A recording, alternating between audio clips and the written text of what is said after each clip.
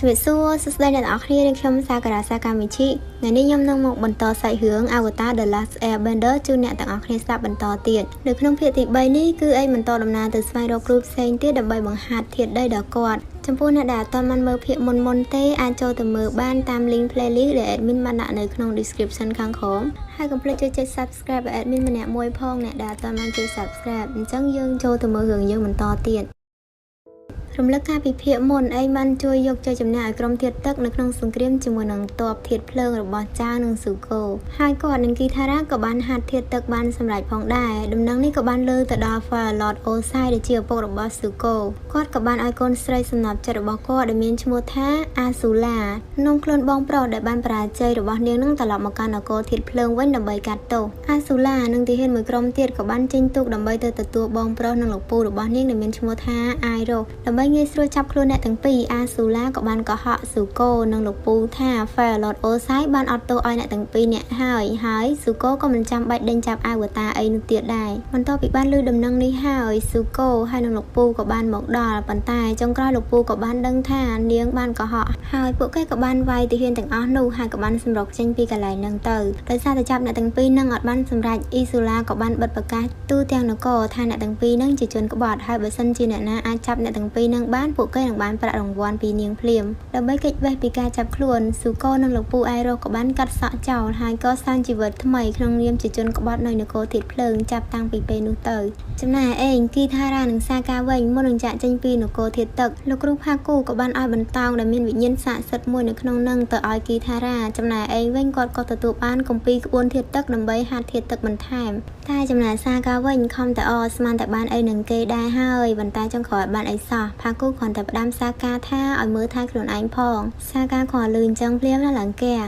បន្ទាប់មកពួកគេក៏បានចាក់ចេញទៅកន្លែងប៊ូមីដើម្បីឲ្យគាត់បង្រៀនធាតុដីឲ្យឯងបន្តទៀតនៅពេលទៅដល់ទឹកដីអូម៉ាស៊ុដែលជាកន្លែងរបស់ប៊ូមីពួកគេក៏បានឃើញថាកន្លែងហ្នឹងត្រូវបានក្រុមធាតុភ្លើងវាយបាននិងកាន់កាប់កន្លែងហ្នឹងបាត់ទៅហើយពួកគេក៏បានសម្រេចចិត្តចាក់ចេញដើម្បីស្វែងរកគ្រូថ្មីផ្សេងទៀតដើម្បីបង្រៀនឯងចំណែកស៊ូកូនិងអាយរ៉ូវិញជីវិតរបស់ពួកគាត់ឥឡូវហ្នឹងគឺកំសត់ខ្លាំងណាស់ពួកគាត់ទាំងពីរបានភៀសខ្លួនរហូតមកដល់នគរធាតុដីហើយថែមទាំងបានសុំទានអ្នកភូមិដើម្បីចិញ្ចឹមជីវិតទៀតចំណែកក្រុមឯងវិញក៏បានមកដល់ដែនដីធាតុដីដូចគ្នាពួកគេក៏បានដើរកាត់ភូមិមួយពួកគេក៏បានឃើញបុរសម្នាក់ដែលកំពុងតែចែកក្តារមួយសន្លឹកដែលវាគឺជាលិខិតផ្សព្វផ្សាយអំពីគ្រូធាតុដីម្នាក់ពួកគេសប្បាយចិត្តយ៉ាងខ្លាំងហើយក៏បាននាំឯងទៅចុះឈ្មោះហាត់នៅកន្លែងគ្រូនោះពេលទៅដល់សាលាសុទ្ធតែក្មេងៗតាមពិតទៅគ្រូនឹងអត់ចេះអីផងហើយមកបើកបង្រៀនបោកយកទៅលុយក្មេងៗសោះឯងក៏បានឈប់ហាត់ហើយក៏បានដើរចេញពីកន្លែងហ្នឹងវិញហើយក៏បានឮថានៅយប់នេះមានការប្រកួតដ៏ធំមួយដែលគេធ្វើឡើងដើម្បីស្វែងរកជើងខ្លាំងធាតុដីថ្មីប្រចាំតំបន់នេះពួកគេក៏បានចូលរួមទស្សនាដើម្បីស្វែងរកគ្រូឲ្យឯងផងដែរ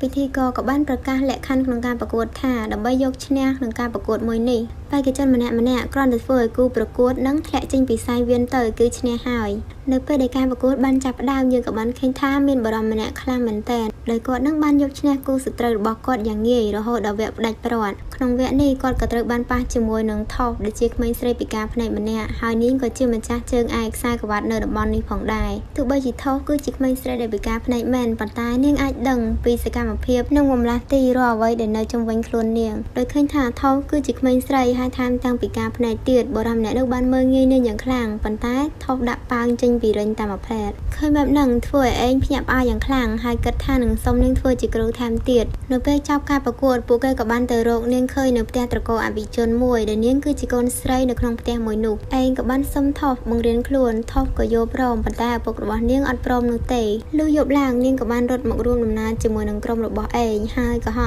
ថាឪពុករបស់នាងបានឲ្យនាងចេញមកលុះប៉ុន្មានថ្ងៃក្រោយមកយើងក៏បានឃើញថាអាល់ផាបានជ្រើសរួមជាច្រើនព្រោះដល់ខែដែលវាត្រូវបដូររួមថ្មីហើយមួយរយៈហ្នឹងពួកគេក៏អត់សូវបានសម្រាប់នោះដែរដោយសារតែយានរបស់អាស៊ូឡានិងមិត្តរបស់នាងមេនិងថៃលីបានតាមពួកគេពីក្រោយរហូតថោសក៏បាននិយាយថាមកពីរួមរបស់អាល់ហ្វាហើយបានធ្វើឲ្យពួកហ្នឹងអាចតាមទាន់ពួកគេបានឯងគ្រាន់តែលឺអញ្ចឹងគាត់ខឹងយ៉ាងខ្លាំងព្រោះថាថោសបានបន្ទោសអាល់ផាដែលជាសត្វជាទីស្រឡាញ់របស់គាត់ឯងក៏បានស្រែកថោសវិញខ្លាំងដែលធ្វើឲ្យនាងអន់ចិត្តហើយក៏បានចាក់ចេញពីក្រុមរបស់ពួកគេនៅពេលដែលនាងដើរនៅក្នុងព្រៃមួយតែម្នាក់ឯងនាងក៏បានប្រទះឃើញថាអាយរ៉ូនៅក្នុងព្រៃនោះដូចគ្នាហើយកំពុងតែរកស្លឹកតែដើម្បីដាំតែផឹក ព្រោះថាไอโรនឹងគឺជាមនុស្សដែលចូលចិត្តតែខ្លាំងមែនទែនពួកគេទាំងពីរនាក់ក៏បានអង្គុយញ៉ាំតែជាមួយគ្នាហើយក៏បានរាប់អានគ្នាធ្វើជាមិត្តព្រោះថាថោសនឹងមានចរិតដូចក្មួយរបស់គាត់អញ្ចឹងហើយក៏បានផ្ដល់ដំបូន្មានល្អៗទៅឲ្យថោសទៀតដែលធ្វើឲ្យថោសនឹងចូលចិត្តไอโรជាខ្លាំងចំណែកក្រុមរបស់ឯងវិញក៏បានបំបែកគ្នាជាពីរក្រុមដោយឯងនឹងម៉ូយករោមរបស់អាល់ផារយនៅតាមផ្លូវដើម្បីបញ្ឆោតក្រុមរបស់អាស៊ូឡាឲ្យដេញតាមគាត់ចំណែកឯគីថារ៉ានិងសាកាវិញបានជីអាល់ផាទៅមុននៅពេលអាស៊ូឡាបានមកដល់ទីតាំងដែលពួកគេបានបំបែកផ្លូវគ្នានាងក៏បានដឹងហើយនាងក៏បានឲ្យម៉ៃនិងថៃលីទៅតាមផ្លូវគីថារ៉ានិងសាកាចំណែកនាងវិញទៅផ្លូវឯងនៅពេលដែលអាស៊ូឡាបានទៅរកឯងនឹងយើងក៏បានឃើញថាបងប្រុសរបស់នាងស៊ូកូក៏បានតាមមកពីក្រោយផងដែរលុះពេលទៅដល់កន្លែងឯងពួកគេក៏បានប្រយុទ្ធគ្នាដណ្ដើមឯងដោយអាស៊ូឡាមានសមត្ថភាពខ្លាំងមែនទែនគឺនាងចេះបញ្ជារន្ទះនិងភ្លើងរបស់នាងមានពណ៌ខៀវថែមទៀតនៅពេលប្រយុទ្ធគ្នាបានបន្តិចយើងក៏បានឃើញថាគីថារ៉ាសាកាអាយរ៉ូនិងថបក៏បានមកដល់ដែរដោយឃើញថាស្ថានភាពមិនសូវស្រួលអាស៊ូឡាក៏បានដកថយប៉ុន្តែត្រូវអាយរ៉ូនិងស៊ូកូស្ទាក់ផ្លូវជាប់ពេលហ្នឹងស៊ូកូនិងអាយរ៉ូក៏បានរួមគ្នាជាមួយនឹងឯងពាត់នាងចិត្តនៅពេលឃើញអាយរ៉ូភ្លេចខ្លួននាងក៏បានបាញ់ភ្លើងដល់អាយរ៉ូហើយក៏បានគេចចេញពីកន្លែងហ្នឹងទៅពេលឃើញអាយរ៉ូត្រូវរបួសអញ្ចឹងគីថារ៉ាក៏ចង់មកជួយស៊ូកូក៏បានស្រែកដាក់នាងទាំងកំរោលថាឲ្យចេញពីគាត់ទៅហើយក៏អត់យល់ព្រមឲ្យគីថារ៉ាហ្នឹងព្យាបាលលោកពូអាយរ៉ូផងដែរបន្ទាប់ពីហ្នឹងស៊ូកូក៏បានយកលោកពូមកសម្រាប់ព្យាបាលនៅក្នុងខ្ទមបាក់បែកមួយលុះព្រឹកឡើងដល់ថ្ងៃដែលឯងត្រូវបានរៀនធាតុដីជាមួយនឹងថបហើយ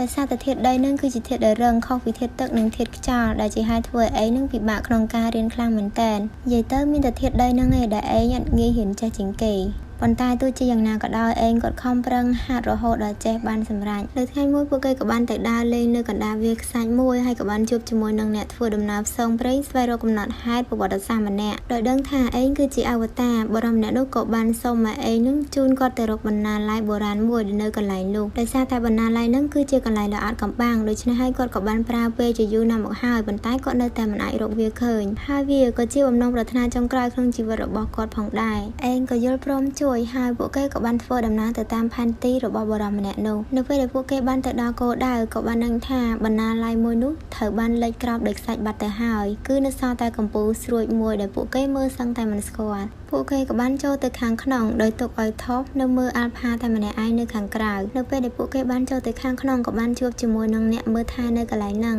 អ្នកមើលថែនៅកន្លែងហ្នឹងក៏បានឲ្យពួកគេម្នាក់ទុករបស់របរផ្ទាល់ខ្លួនម្នាក់មួយដែលវាតាក់ទងនឹងចំណេះដឹងហើយហាមកុំឲ្យនិយាយកុហកបើសិនជានិយាយកុហកគាត់នឹងមកសម្លាប់ពួកគេហើយកន្លែងហ្នឹងក៏ត្រូវខ្ទេចដែរគាត់ធ្វើបែបហ្នឹងគឺដោយសារតែការពីមុនមានក្រុមធាតុភ្លើងម្នាក់បានមកទីនេះសិក្សាពីក្បួនច្បាប់ដើម្បីយកឈ្នះសឹកសង្គ្រាមអញ្ចឹងហើយគាត់ខ្លាចអ្នកទាំងអស់គ្នានឹងមករៀនពីកន្លែងហ្នឹងហើយយកទៅធ្វើសឹកសង្គ្រាមទៀតទើបគាត់បារម្ភឯងក៏បាននិយាយថាពួកគាត់មកទីនេះមើលសិភៅលេងទេដើម្បីបានកំណត់ខ្លះៗពីកន្លែងហ្នឹងបន្ថែមទៀតតែពេលចូលទៅដល់សាខាក៏បានឃើញម៉ាស៊ីនបង្វិលពេលវេលាហើយគាត់ក៏បានបង្វិលវាទៅថ្ងៃខែដែលមាននៅក្នុងលិខិតរហែកមួយដែលវាគឺជាលិខិតរបស់ក្រុមធាតុភ្លើងពួកគេក៏បានដឹងថាក្រុមធាតុភ្លើងគឺទទួលកម្លាំងពីព្រះអាទិត្យហើយពួកគេនឹងចុះខ្សោយនៅពេលដែលព្រះអាទិត្យស្ថិតនៅពីក្រោយព្រះច័ន្ទបន្ទាប់មកពួកគេក៏បានរៀបគម្រោងថានឹងទៅវាយ Firelord នៅថ្ងៃនោះដោយសារតែពួកគេបានគិតទៅដល់រឿងនេះដែលធ្វើឲ្យអ្នកចាត់ការនៅកន្លែងហ្នឹងដឹងថាពួកគេបានកុហកហើយប្រើទីនេះដើម្បីធ្វើសឹកសង្គ្រាមទៀតហើយ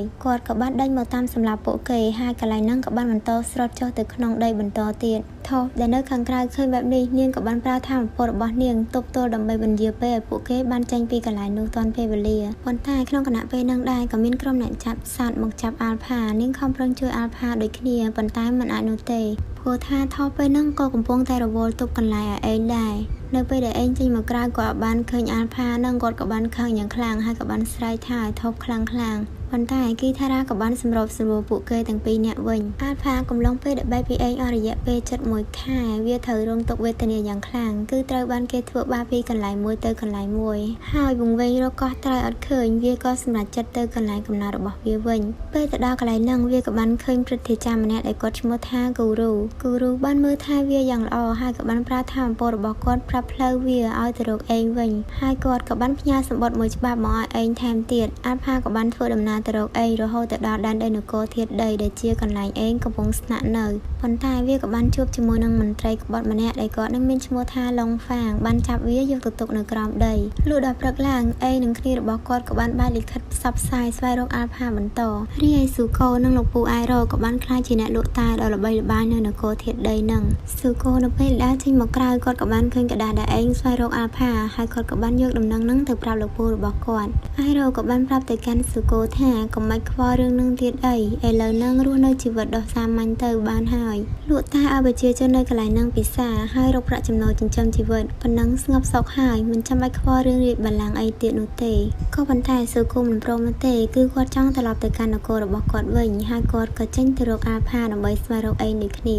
រីឯខាងឯងវិញគាត់ក៏បានទទួលដំណរយខ្លះៗពីលោកតាម្នាក់ដែលគាត់នឹងគឺជាអ្នកមើលថែអាល់ផាហើយក៏បានដឹងថាឥឡូវនេះអាល់ផាត្រូវជាប់ឃុំនៅលើកោះមួយកន្លែងពួកគេក៏បានធ្វើដំណើរទៅកាន់កោះមួយនោះដែលនៅក្រោមសមុទ្រនោះគឺមានរូងដ៏សម្ងាត់មួយថោកក៏បានប្រើកម្លាំងរបស់នាងបើកច្រកនោះបានប៉ុន្តែនៅពេលដែលពួកគេបានចូលទៅខាងក្នុងស្រាប់តែអត់ឃើញអាល់ផាទៅវិញគឺដោយសារតែស៊ូកូបានមកដល់ទីនេះមុនហើយគាត់ក៏បានប្រឡែងអាល់ផាបាត់ទៅហើយ